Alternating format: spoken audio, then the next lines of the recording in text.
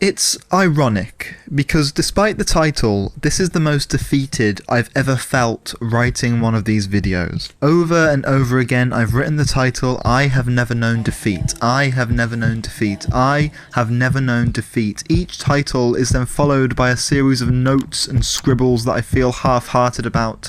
Ever since I beat Malenia, I have not felt good about this game. Why? I love this game. I should not be feeling this way. I just overcame the toughest boss in the base game, and whilst it felt good in the moment, I have not felt the pull to go back to it. And yet the phrase, I have never known defeat, repeats in my mind, haunting me. It's followed me, and every time I try to write about it, I am met with a defeat of creativity. So I had to reset. I went to my grandparents.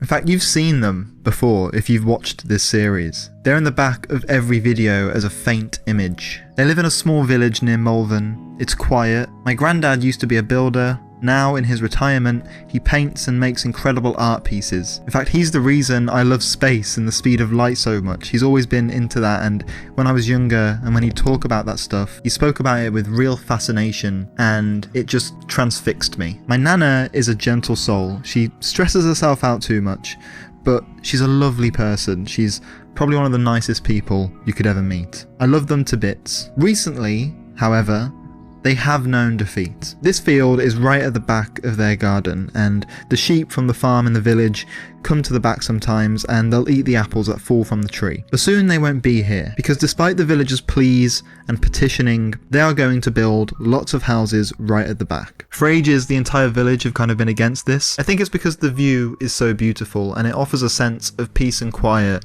that a lot of people who are retired get to experience. And now, by building these houses, creating all this noise, it's just going to be annoying for them, and it's a shame. My granddad has decided, out of force really, to get all philosophical about it. People need somewhere to live, he said, and in a few years' time, people will look back at this and not realise there was anything else. And so he kind of just has accepted it.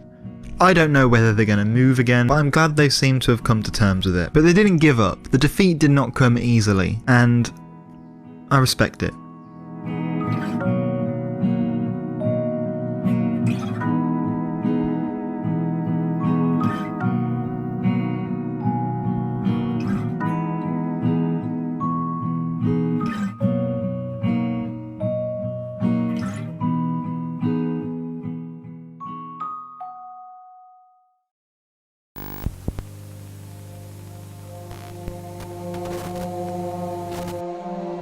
So the journey to the Haligtree was quite arduous. It felt like I was jumping through a lot of hoops to get there. I had to get the two halves of the medallion, one of which I had to fight Commander Niall for it, and that was one of my favourite boss fights that I've had in the game. It was, at first it's really intimidating because it's just Niall, and then he's got his two bodyguard night things, ghostly things, and when they start coming up to you, you're like, oh shit, how the fuck am I going to do this? And you will die. You die multiple times. You are defeated. After a while, you start to pick up on what they're doing. Maybe you dodged wrong at one point, or maybe you dodged too soon, or maybe the attacks you were doing weren't strong enough. And a lot of it is pattern recognition.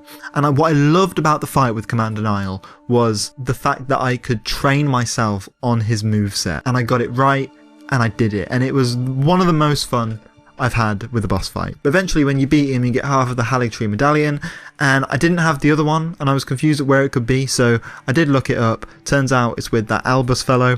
So then I got the medallion, went to the Grand Lift of Roll, and went up, and there I am, in the consecrated snowfields. And then this was more hoop jumping, because I had to go through the mist and the fog. I had to fight a couple of bosses, I had to fight a few people, and then eventually you get to this abandoned town. It's very ghost-like. Then you go into this kind of portal thing, and it takes you to like a new version of the town called the Evergoal? You can correct me in the comments. I don't know the fucking name. Whilst you're there, you had to dodge some invisible assassins and sorcerers, and you have to light these candles in order to make the portal to the Haligtree. I'll be honest, I didn't even know this was the way to the Haligtree. I just thought, this seems like something I should probably do. So I did it. I have no idea what the deal with that town is. The whole consecrated snowfield section does feel like a ghost. I mean, you know, everything in Elden Ring feels like a ghost, and I feel like I'm a broken record at this point, just saying that over and over again. The Consecrated Snowfields, it's intimidating in a way that not everywhere in Elden Ring is. It's the first place that you enter, and for me personally, that I entered and I felt very intimidated by the whole thing. It's all like covered in mist, I guess, and it's all white. You can't really see where you're going. It feels like you're plunging into the unknown and you don't know what you're doing. The Evergold was very interesting. It did feel like an old abandoned western town that you had to kind of figure out what was going on, especially with the ghosts and stuff. It was all really interesting. I have no idea what the story is behind that place. I'm sure there is one, and I don't have any interpretations of it. At this point in the game, if I'm going to be honest with you, my interpretations were starting to wane a bit. I was just focused on getting from one end to the other and focusing on my goal of becoming Elden Lord, but I also knew that before I went to burn the Erdtree, I wanted to find Malenia and find Mohg. Did Mohg, and then I had to do Malenia. You know, I could sit here and tell you all of these, you know, interpretations that I had, but the feeling that I had was just pure determination at this point. And I think that was the first sign of burnout. The fact that I wasn't engaging with it emotionally as I was before. Maybe I was. Maybe it's more of a sign of who I am as a person. Maybe it's more of a sign of the fact that I was so determined to get through it and determined to do that. Because when I'm doing it now, part of me is thinking about these videos. Part of me is thinking, okay, I need to also think about what I'm going to say. But I think it's kind of, in a way, even though I was burning out through the determination, I think maybe part of it was good because it said a lot about the place that I was in. I'm very stressed with life, as a lot of people are. I'm very stressed with trying to figure out what I'm going to do. I'm trying to get somewhere, and playing Elden Ring, just determined to get from one end to the other, it was like I was in overdrive. It was like I was trying to just get through it, get to the other end, ignore all the other shit, just do it. And I think that's part of the reason for the burnout. I've been able to come to terms with that, and you know, I kind of am excited to get back into it. Just talking about it now, I'm kind of like, oh, okay, I feel a bit of a weight coming off my chest. I haven't actually spoken about this game out loud since the last time I recorded a video. I haven't spoken about it with anyone, not with my mouth. I'm actually quite excited to play it again now. But anyway, the Haligtree. When I entered the Haligtree for the first time, my first thought was, this is stunning. It was the most beautiful thing I had seen in the game. I mean, you know, there's a lot of beauty in this game, but there was something about going to the Haligtree, just standing there at the first branch, looking at it and thinking, wow, this is stunning. You know, the colour palettes were all very like natural, but also had a very fantastical element to them. The lighting was perfectly placed. You could feel the height of which you were standing. Even the air, even though you can't actually feel the air, you could feel the air because it just felt so lovely. And then you take a step forward and all of a sudden you're fighting some mushroom people. Now, what I noticed as well as I was making my way through the Haligtree is there is such a diverse range of people here. And what I understand about the Haligtree from some people in the Discord, link in the description, really lovely place to be. People in the Discord talking about the Haligtree and Mikola and Mohg, I think it was Tied Up, brought up that the Haligtree is essentially like a commune for a bunch of people who were rejected by the Erdtree, or who aren't seen as people who fit into their very idealistic way of life. I say idealistic, it's pretty... I don't think it's very idealistic. It's their version of idealism. But the Haligtree is a place for these people to feel safe, and I really wish that Elden Ring didn't force me to fight these people. I wish I could have gone in as an ally, but unfortunately, that's just the way it is. And I get it, you see a stranger carrying a staff and some sword who's, you know, like me, just has so much aura. You're probably going to attack them. So, you know, first I had those mushroom people who were in Lane-Dell, which I can't quite understand why they were rejects if they're also in Lane-Dell. Maybe someone can tell me about that. The mushroom people, I'll put a clip here so you can see what I'm talking about. There were a bunch of ants. There were these, like, I don't know what they're called. They're like trolls kind of, but they've got like kind of griffin-like features and they're very lanky and they attack you.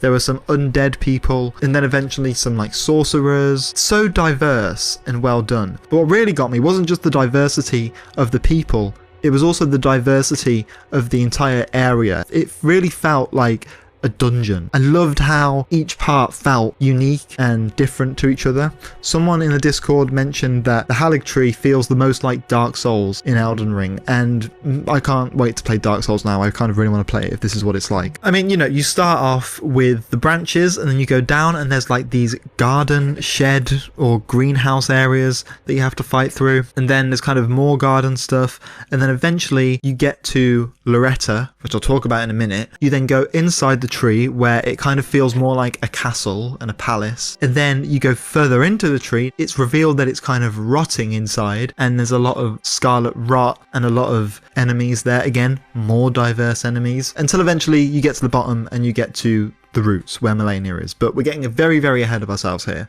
I really love the Haligtree and I really fuck with what it represents. I'm all for, you know, propping up people and providing a safe space for people who need it. I like that the Haligtree seems to be in opposition to the Erdtree.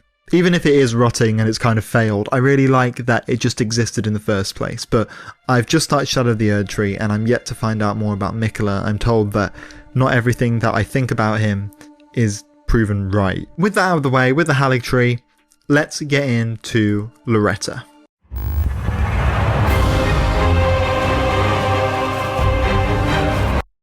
This bitch, man.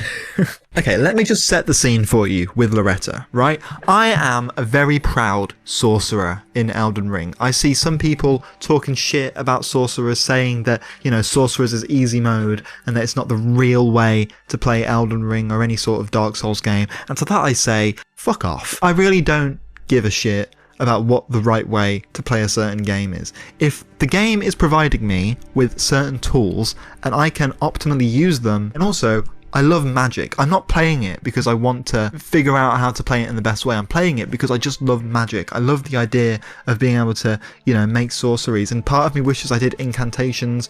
They all look really cool, but I stuck with sorcery and I'm happy with it. So I went into the boss arena to fight Loretta, and any philosophical thought that I had originally, anything that was clinging on throughout my burnout, it all just went out the window because I saw this woman on a horse and I just thought, you're going down. It was the Battle of the Sorcerers, it was really epic, and I was defeated so many times. It really annoyed me.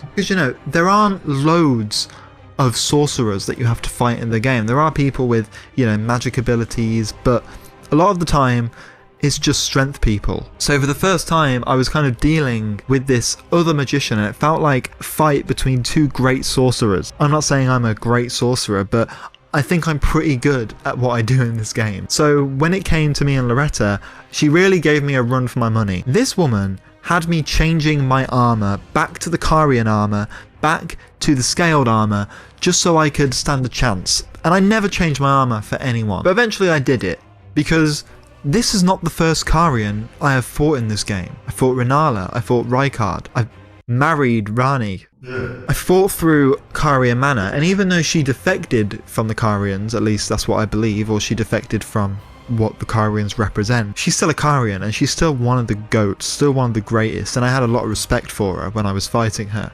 But it felt really good when I finally did it. I was very proud of myself. I don't want to say this is one of my favourite bosses.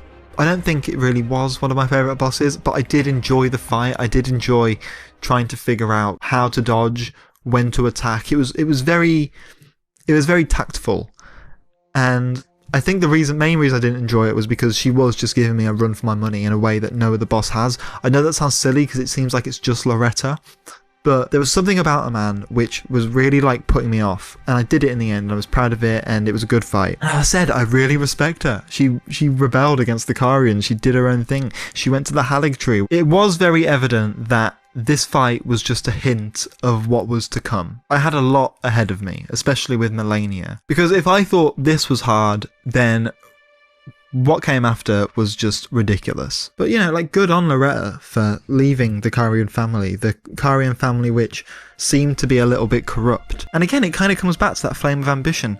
Loretta's flame of ambition kind of drove her away from the Carians. I really respect it, especially in the world of Elden Ring, that she rebelled, because, you know, I'm very anti-authoritarian, especially in the Lands Between, because it does feel like everything in this world is forced into submission, and they're forced to do everything that the Greater Will says, or if not the Greater Will, than some other sort of god, like the Formless Mother or the Frenzied Flame. They seem to be slaves to whoever this is, and so when I see someone like Loretta go against them, I really fucking respect it. But eventually that fight did have to come to an end, and I had to move on through the Haligtree towards the roots. There was like a waterfall of scarlet rot that I rolled through loads and had to avoid a bunch. At first I thought it was going to be really difficult, but then I realised if I just charge through it, then I can just do it. And eventually I got to the roots, and there it was, the big boss fog that separated me from my toughest challenge yet. A challenge that I didn't know was going to be so difficult. But it was, and I did it. And this is the part of the video where I'm going to talk about it. Here is the title card.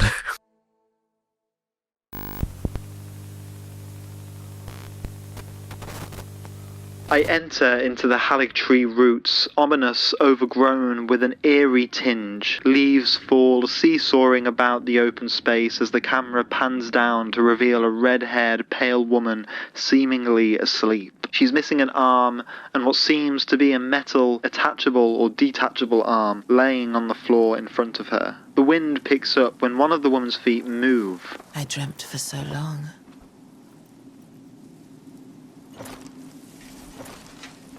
My flesh was dull gold, and my blood rotted.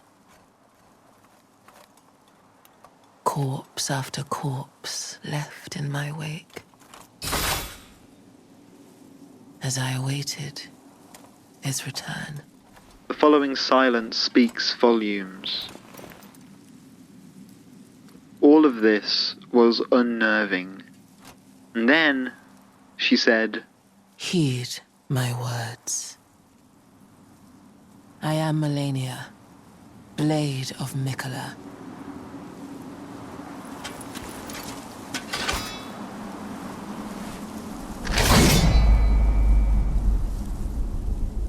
And I have never known defeat."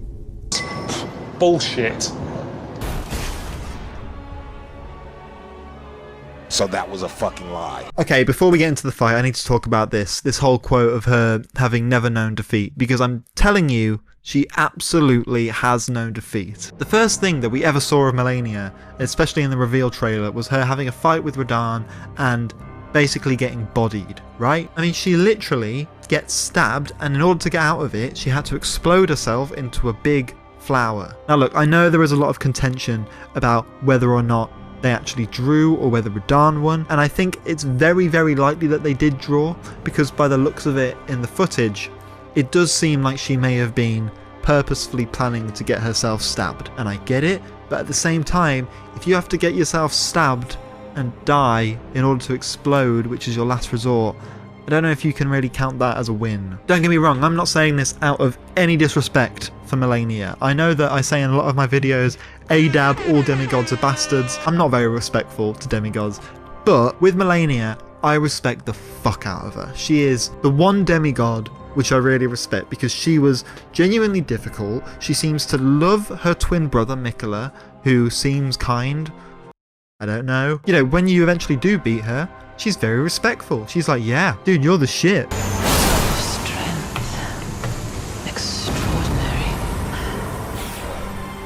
The mark of a true lord. Whereas everyone else is kind of salty about it. It's quite a momentous occasion fighting Malenia for the first time. I think every player who plays Elden Ring feels like you're doing something quite big now. And I thought, fuck it, I'm going to show people. It's not like this is some big philosophical thing that I'm going to have to think about. I mean, yeah, it does play on my mind for a bit afterwards, but this is a big fight. This is a fight that I had to strategize from. You know, years of playing Hitman with strategizing finally led me to this moment. When I first went in, I had no idea what to expect. I had no idea. All I heard is that she was difficult and that she had this big attack. Is it like the water attack? I don't know what it's called. I'd seen clips of that attack and I'd always been intrigued by it, and I always thought, how am I going to dodge that, because I've heard it's kind of undodgeable. When she attacks you, her health regenerates. When I realised that, I just didn't know how I was going to do this. I had no idea what I was going to do. But this fight was the pinnacle of everything that I've talked about in Elden Ring, especially regarding, you know, the boss fights and how it encourages your fighting spirit and how it teaches you to, you know, learn to lose and then fight again and keep going through it. Learn the fights, learn from your mistakes, and eventually you will do it, because everything that you do serves as a lesson. But when you're in that moment, when you're actually trying to do it, your anger can really manifest inside of you and really piss you off. I'm not one for the whole rage quitting thing in video games. Yeah, I get angry, yeah, things annoy me, but you know, rage quitting, I just find it, why would I want to get angry over a video game? At the end of the day, it's just a video game. You know, at this point, the lore was completely irrelevant. I just wanted to fight her, and you could see me in the live stream. I started off really happy and hopeful, and you could see my mood just start to drain because it was exhausting. I was doing the same thing over and over again and trying to figure it out. If you can't attack her after you do the critical hit thing, but you can with all the other enemies, why is it any different with her? I don't get that. That doesn't make any sense. Me and the chat kind of came to the realization that my mimic tier, legend by the way, we'll get into him in a minute, that my mimic tier was leveled far too low for the situation I was in. So we took a quick detour, went back to go and get some stuff to level up my mimic tier, went back, leveled it up to the fullest potential that it could be, and then we went back. And we got to the second phase. But just quick talk about Mimic Tier for a second. The real MVP, I don't know if my Mimic Tier has feelings or thoughts, but people in the chat were saying that he was like my anger, like personified. It was like doing all the anger for me. It was pissed off. It was going for Malenia. And you know, together in the end, eventually, I just went up with Moonveil and me and him were just clobbering it, just going mad at her. And eventually we got into the second phase. And the second phase, I thought, you know, it might have been a bit just the last stretch, but turns out it was very difficult. And something happened in one of the playthroughs near the end, and I need to talk about it because it was diabolical what happened. So I had gotten her health down very far. Mimic Tier was nowhere to be seen, but it was me, and I knew I was kind of struggling with it. I knew that it was being a bit difficult, but I just thought I can do it. I just need to land that finishing blow. And I can't remember the specifics, you can watch the clip here, but I eventually did hit her and get her health all the way down. Now my fatal flaw here was celebrating far too early. And I went back and I saw that I was right at the beginning of the Lost Grace, right outside of the boss arena of where I was. What? I was very confused. I had no idea what was going on. I thought, oh, maybe this happens when you fight her. Maybe you just wind up back here. But no, she had killed me. But I don't understand how, because I looked back at the footage and she hadn't hit me. I don't think it was the Scarlet Rot, but I was, at this point, I've been playing for about 2 hours and I was losing the will to live. I started laughing like a maniac. I was laughing just at disbelief at what was happening.